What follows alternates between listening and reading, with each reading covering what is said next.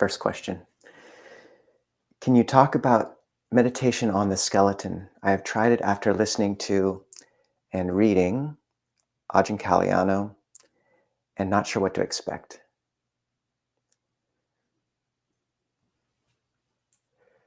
So that's a really good question. The practice of contemplating the body is, I think, one of the most neglected pieces of the Dhamma in the West.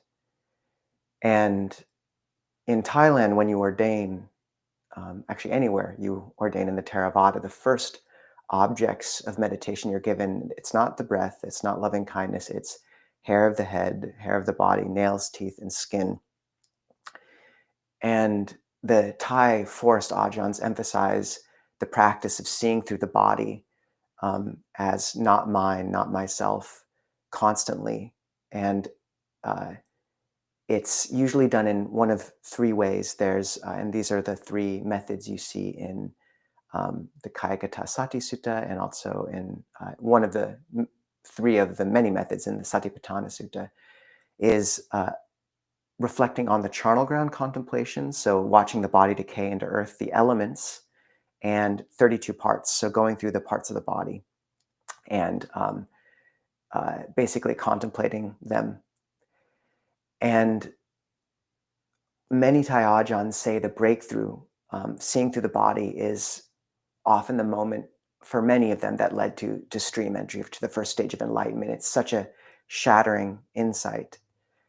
And in the West, often we hear about asubha, as it's called, not beautiful contemplation, and we believe it's seems dour, or it seems to feed into negative body image. But it's important to realize that asubha, body contemplation, properly practiced, should help us let go of all negative body image as well. Negative body image in the traditional sense is comparing your own body to others' bodies and seeing yours as less than, whereas proper asubha just gives you insight into all bodies as simply an amalgamation of elements of calcium, the bones like coral, the blood like seawater. It's not mine, it's not myself. And when you think of what happens when the chitta really identifies with the heart, really identifies with this compilation or amalgamation of calcium and blood and skin, this luminous chitta becomes darkened by its enmeshing with that. And so proper asubha should brighten the mind. It's like the mind's being released from a cocoon of clay. And you have to be careful with it if you're an aversive character. But if you're a greed character, or even any sort of character, but just need something in your tool belt, but a greed character, it can be very safe, a Sutta practice, and very useful. And it should lead to bright mind states. So how you practice it is generally wait until the mind is calm. So you can do traditional breath meditation or metta or a mantra. And after the mind is rested in a place of samatha or samadhi through samatha practice, tranquility practice, there should come a point where it begins to move inexorably. And it's not the movement of distraction or normal hindrance. It's like the cup of samadhi is full. You can't fill it up anymore. The mind doesn't want to go back to its single object. And this often isn't a problem in day-to-day meditation practice, because you build up this energy of samadhi and then it bleeds off during the day. So you're just refilling the cup every evening or every morning. But on retreat, you can hit that brink of the cup, and often Westerners who haven't been exposed to asubha practice won't know what to do. So that's when you switch to asubha. So the mind will have rested in calm for as long as it wants, and it'll begin to move. And then what you do is you bring up a contemplation. And with bones, well, the 32 parts, you just sort of imagine bringing up each part: hair of the head, hair of the body, nails, teeth, Bones are perhaps the most reliable for people in terms of giving rise to real insight. And how you'll know it's correct is if the mind that's calm and luminous and powerful becomes interested in the object. You'll bring up, say, an image of a bone, like the bone in your arm, and you'll just feel interested, like something's interesting about it. And there's three different ways you can work with any body part that you bring up that brings up a lot of interest. And they can be mapped onto the different sorts of activities, sankhara, we talk about. So in meditation, we have chitta sankhara, which is perceptions and feelings. And so that's sort of, you can think about that as an image of the bone. And so bring up the image of the skeleton or of the bone in your arm. And then often you can just watch it disintegrate into dust. Or you can think of the bones in your spine, the vertebrae, and just replace them with river stones, because it's the same thing. Stone is just stone. Or think of the bone in your bones, and then think of uh, just rocks, granite in the earth around you, and just transpose them back and forth and say, these are the same, these are the same. So that's chitta sankhara. Another really useful one is the skull. The face, we put a lot of self in. So if you take off the skin and just look at the skull as a face, or just the skull, the front of it, you can't tell if it's a man or a woman or anything. It's just the skull, that's bones. So that's very powerful. The second sort of mental activity we use in meditation is called vaci sankhara, or verbal fabrication. And so in this case, you can just use a word. And often this is a bit simpler sometimes. You don't have to make a whole image, just say bones, stone, bones, stone, bones, calcium, or these are not you, these are not you. So that's using words. And often the word bone is enough. It's such a powerful object that if the mind is calm, the mind will see something there. And the final is kaya sankhara, which is physical fabrication. And that's literally just feeling the bones in your body. Like, you might notice you can kind of put your awareness in your arm, or where your tailbone hits the cushion, or click your teeth together and just say, these are stones. And you can mix and match. You can, often what I'll do is say bone, stone, and imagine the bones and river stones. And what should happen is the mind should get really interested, and then calm and luminous, and it should rise and expand. Um, and it's a beautiful practice, honestly. Um, you're releasing the heart from this veil of the body, and it helps with the fear of death. In the West, we love these high-minded koans, like, what was your true face before you were born? But when you do body contemplation, it's why the Thai Ajahns emphasize it so much, is because it tears apart the sense of self and all the defilement wound into the body in a way that's nitty and gritty and profoundly effective. So once again, if you bring up these contemplations and the mind shies away, or you find it brings up a dark mind state or comparison, then you don't have to do it. And caveat, the body is a complex, amazing contraption. It's, um, you know, a profound work of nature, obviously. But, if you saw a stomach coming down the runway of a fashion show, you wouldn't find it all that attractive either. And so not only is this important for our practice in terms of balancing samadhi and breaking through levels of defilement, it's also just really good to have as a tool, because our culture is rife with um, uh, invitations towards sensuality and lust and pornography. And to have something in your back pocket where, if lust is really coming up towards something that is not appropriate, that you have some way of cutting it off, or just tamping it down a bit, is a good thing. So yeah, I really suggest people at least try every now and again a sutta and see what happens. When the mind is calm, bring up something. And the elements can be a really safe go-to for people if the 32 parts are bringing up aversion, like blood and skin. Look at the elements. You you can just imagine the body fading back into the earth, giving yourself back to the earth. The bones are just soil. Um, the soil around you has been made of the bones of countless beings before you. It's one and the same. The water, give that back. Watch that go back into the rain and the rivers. Merge back into nature. And that elemental contemplation is profound, and can bring up a lot of sense of beauty as you give yourself back, the body back. You were just borrowing it anyways.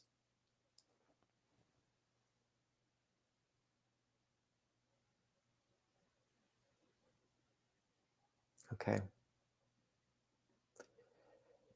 Are Seattle community members interested in the protests which may be held on April 5th? So I don't actually know what those protests are.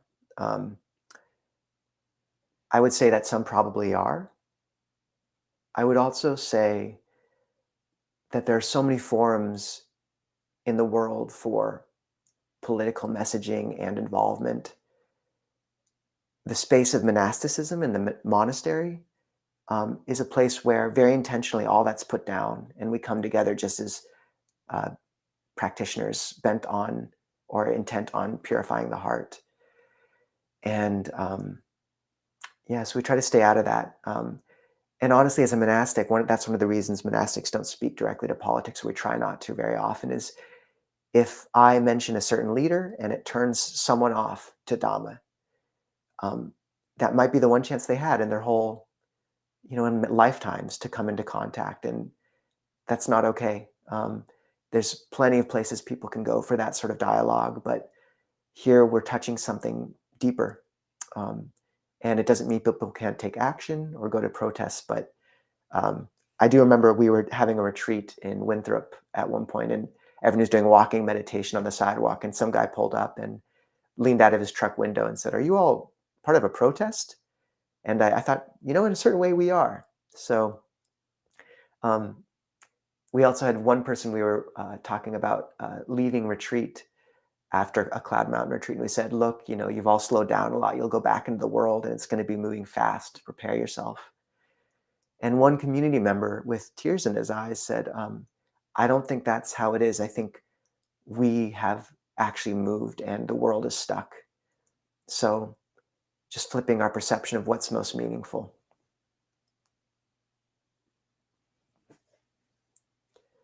Jessica, would you be willing to share one thing you love about monastic life?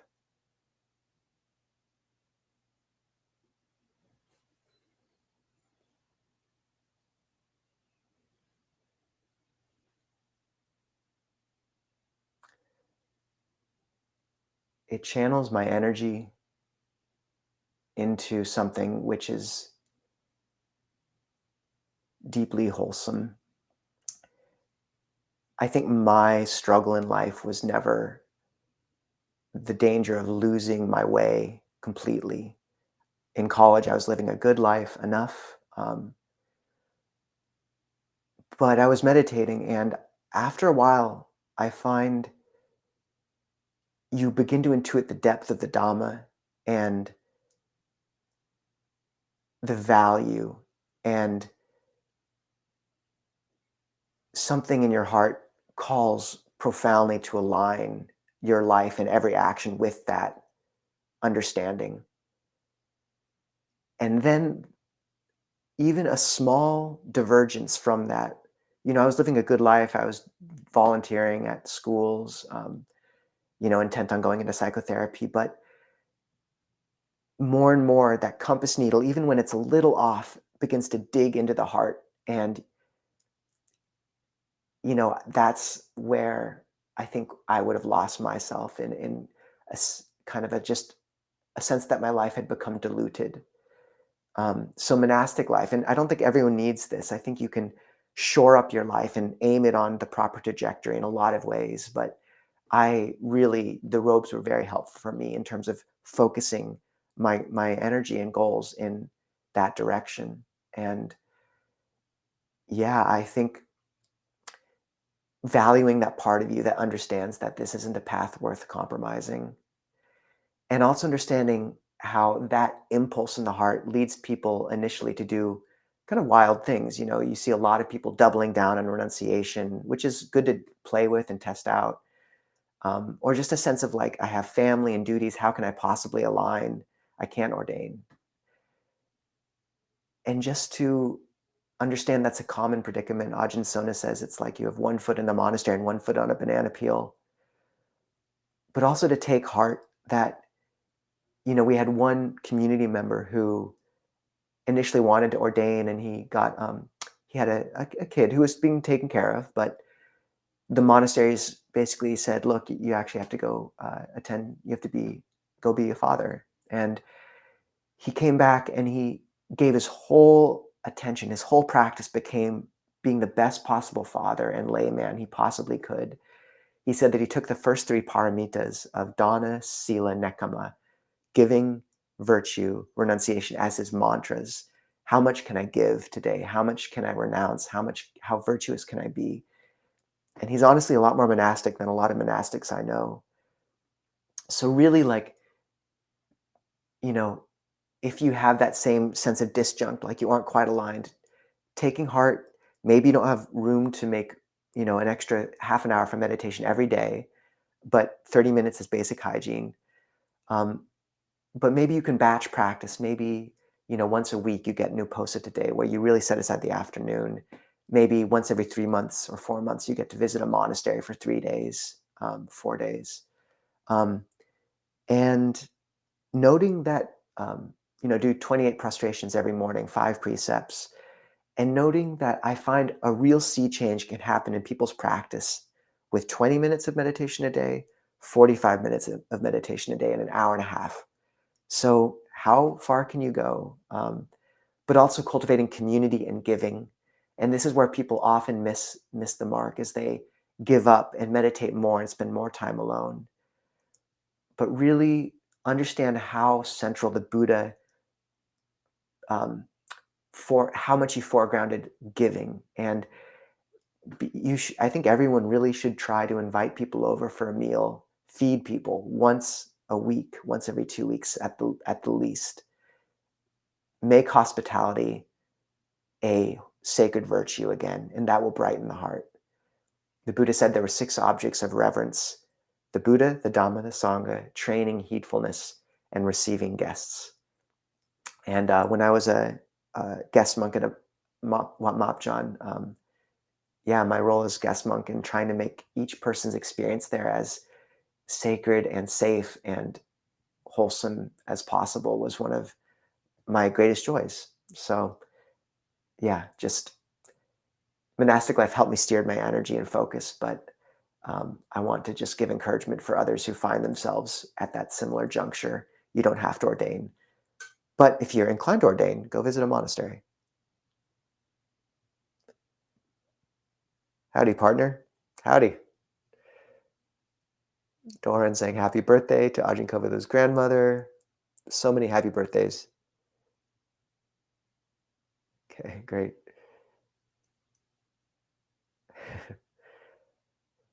Joseph is asking, could I kindly gladden, arouse, inspire us with some words on viraga as supreme? So viraga is often translated as dispassion. Raga means color or passion, but it's cognate with rouge, so a reddening. And viraga, V means away from, so it's like moving away from passion. Um, and that's an interesting thing it's interesting to bring that word into a Western context without broader understanding of the Dhamma, because it leads to this intuition of coldness, of colorlessness. And how fun is that? But I think it's worth understanding viraga is the dispassion of the prisoner in Plato's cave, seeing that the shadows on the wall are just shadows and lowering his eyes or her eyes. And it happens in tandem with another process of faith arising. And a word that sums up that whole dynamic in a much more holistic way, maybe, is samvega. And that's the word used for this moment of um, alienation from what had grabbed us before, a sense of chastisement at our own foolishness for being taken in, and urgency to move towards something else.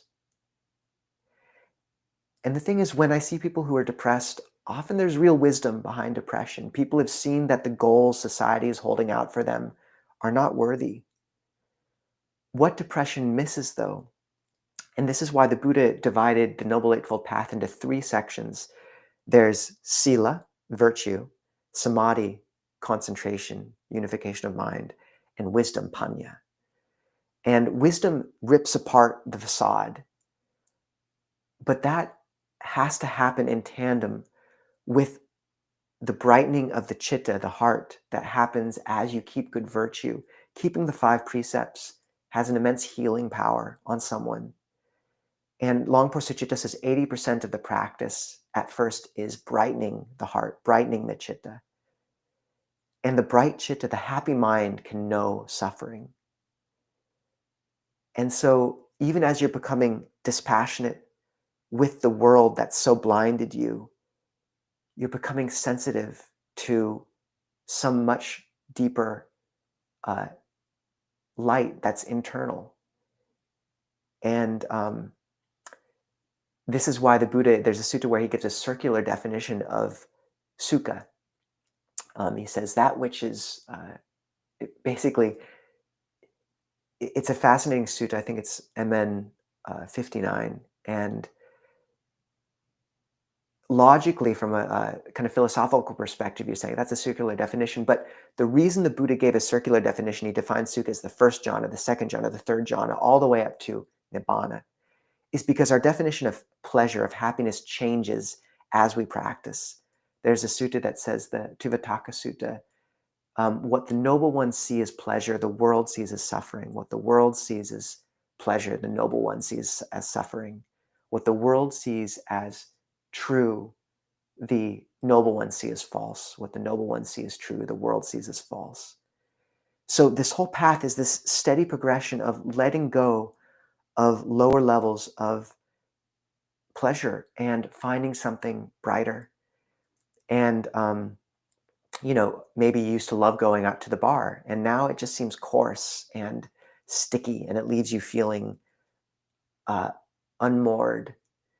But going on a walk with a friend by the river, talking about Dhamma, feels nourishing. And the difficulty is that there's a delay between giving up viraga, becoming dispassionate with a pleasure, a past pleasure, and getting enough clarity to see and understand and delight in the more refined pleasure that can replace it, and to have patience with that process.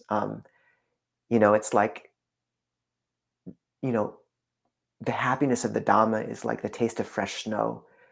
But to taste fresh snow, that sweetness, you have to not be eating Cheetos for a while. So this is why patient endurance is so important, is it allows that gap between viraga, dispassion. It allows us to hold our palsied shaking still long enough to find that the hand that is released, its white-knuckled grip fills with sunlight. And there's a T.S. Eliot poem I love about this waiting. It's wait without hope, for you are not ready for hope. Wait without love. No, wait without hope, for hope would be hope for the wrong thing. Wait without love, for love would be love of the wrong thing. There is still faith, but the faith and the hope and the love are all in the waiting. So long answer, but basically just knowing that, yeah, dispassion is not dispassion with all things. There's enchantment with the path. And like Ajahn Nisabho says, it's not becoming disillusioned with being. It's not the monkey becoming disillusioned with its bananas. It's us becoming disillusioned with being a monkey. Um, and this is the word that they pair with viraga is nibbida, which means disillusionment. And it's just you've seen through the magic trick. It's not exciting anymore.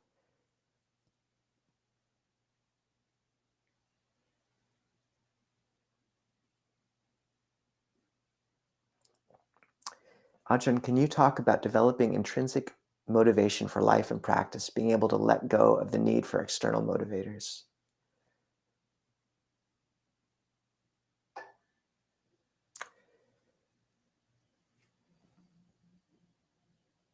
So the Buddha talked about protective meditations. And this was recollection of the Buddha, loving kindness, body contemplation, and death. And death brings up a sense of urgency, recollecting that we don't have very long. We don't know when we'll pass. And it's important to note that when the Buddha talks about marananusati, death recollection, it's the sutta which many of you will know, where he says, "Bhikkhus, how often do you recollect death?" And one says, "I recollect it every 7 days." And the Buddha says, "You are heedless." Then the next bhikkhu chimes in and says, "I recollect it every day." I say, "How lucky I am that I have this long to practice the Buddha's teaching." And the Buddha says, "You are heedless." And so on and so forth, down to a monk who says, "For the length it takes to swallow a morsel of food, or the length it takes to inhale before exhaling, or exhale before inhaling, I think how grateful I am to have this long to practice the Buddha's teachings." And I love that recollection of death is paired with gratitude in that. I think that's a really important motivator. And if you were, bringing up Morananusati, recollection of death regularly, it helps winnow the chaff from the grain of your life. This is the one thing worth pursuing. Everything else is, it's false paths. It can be used in service of the Dhamma, but this is the one path that has an end. So death recollection, when people would come to Wat Mapjan not knowing if they should ordain or not, Ajahn Anan, my teacher, would tell them, just recollect death every day and it'll clarify things. Recollection of the Buddha and the teachers that came before us, all these teachers who have carried on, bhikkhus and bhikkhunis who have carried on this teaching over 2.5 millennia. But I'd say also, you need to bring in other sources of joy. And I'd say doing 28 full-length prostrations every morning to the Buddha, the Dhamma, Sangha, it's great practice, great exercise.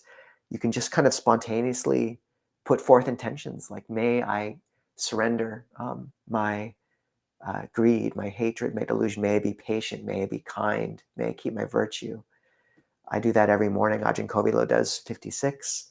You can join our little 28 bow club or morning prostration club. But also, one thing I think is a very untapped wellspring of internal motivation is art.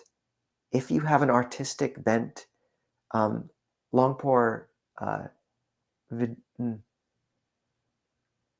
Viradamo talks about the joy of the creative act as a form of mudita, appreciation, rejoicing.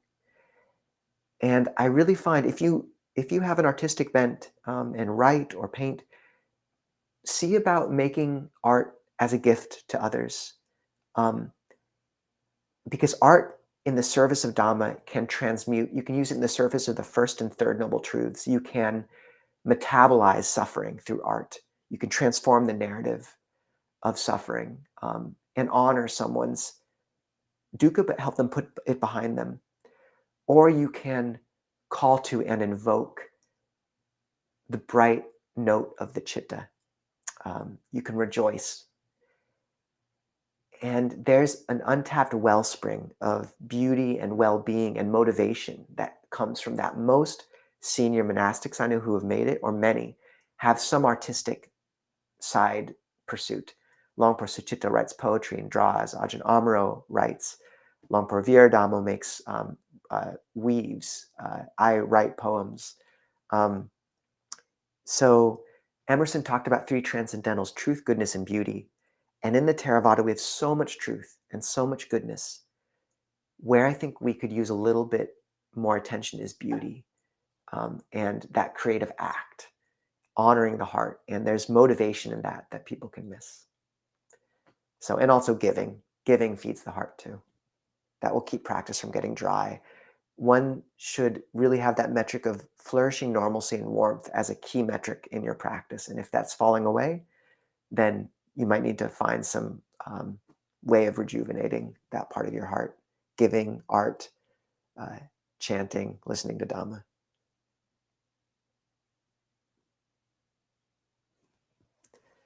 Ajahn, suggestions for holding loved ones in metta meditation without allowing the mind to move into guilt of not doing enough. Catholic school did a number on me.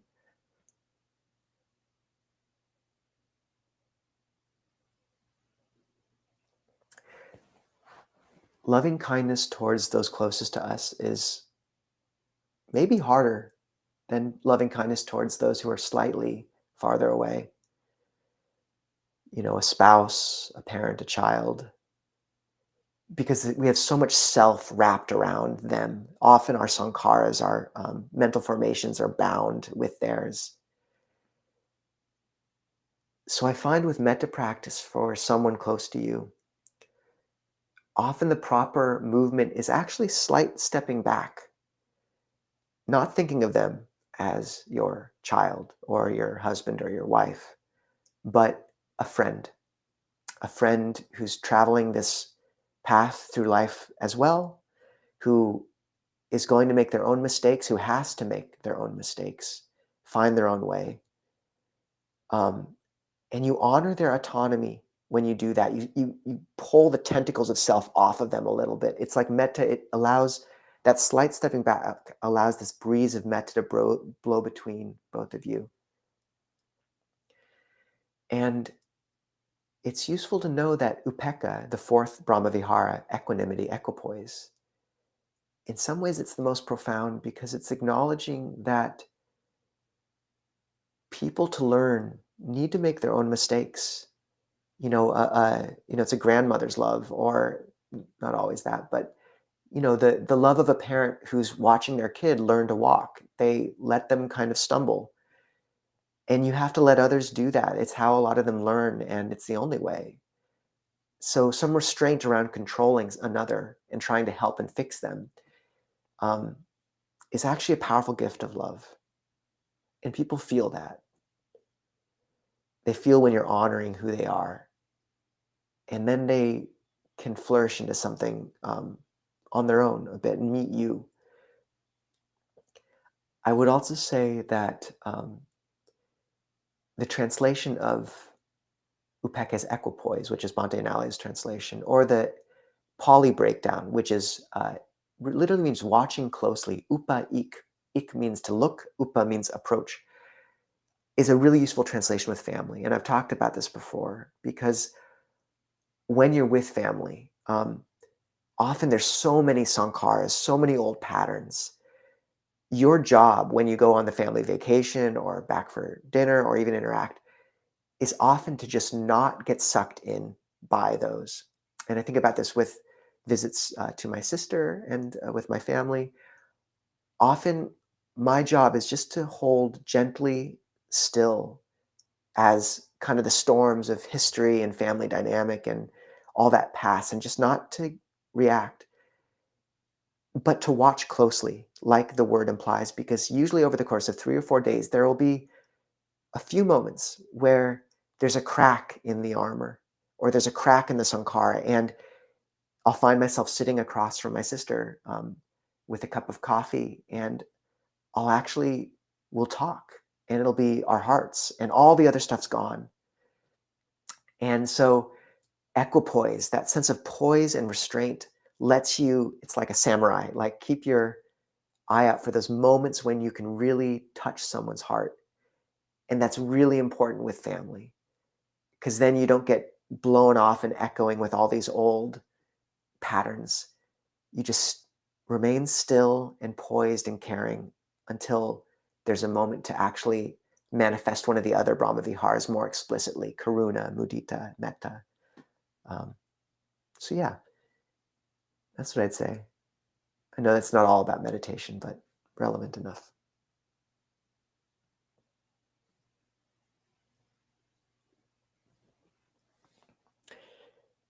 What do you focus on in meditation when the mind feels dull or agitated?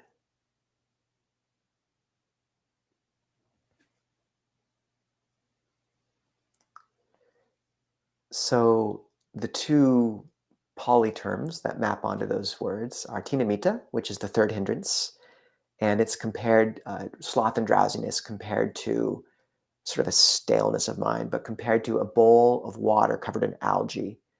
And then uttachikukucha, which means restlessness and remorse, thinking about the past with remorse or the future with anxiety.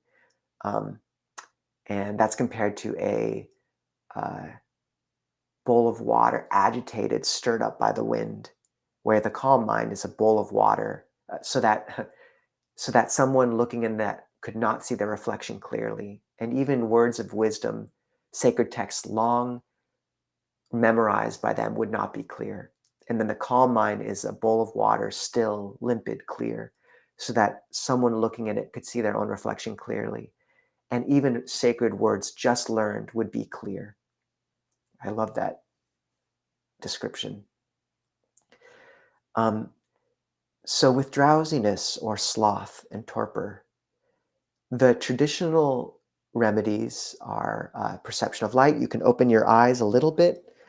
You can balance a stone between your thumbs, and if it falls, you'll know it's dropped.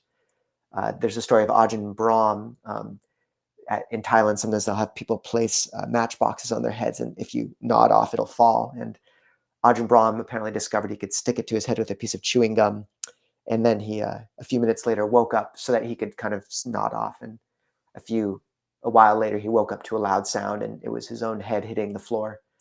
So, not recommended.